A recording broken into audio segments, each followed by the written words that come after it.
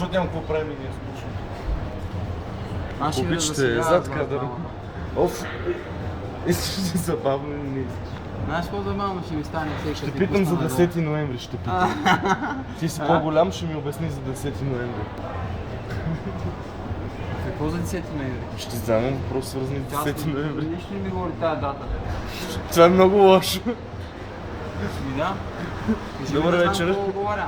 Добър вечер, добре дошли. Знаете къде е зала 6? Кой е зала 6, след там моля колега в дъното дясната врата. Да, кажи сега, какво?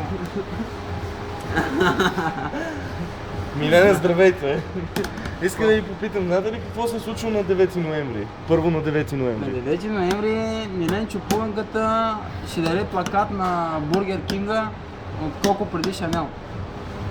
Друго не знам какво става. А за Берлинската стена нещо да ни кажете? За кое? Берлинската стена.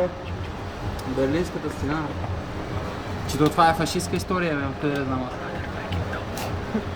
А какво ще ни кажете за предстоящия 10 ноември? Има хора за 10 ноември, значи парите от банкомата и суши бара Луканката. Това е.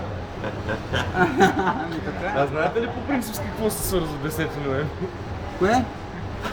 Утрешната дата. Не знам и неща и да знам. Мен ме интересуват само парите от банкомата, времето да мине и това е. Колко пари имате в банкомат? Сега да много кажете. искате да знаете за журналист. Ще сложим цензура. Това е държавна тайна.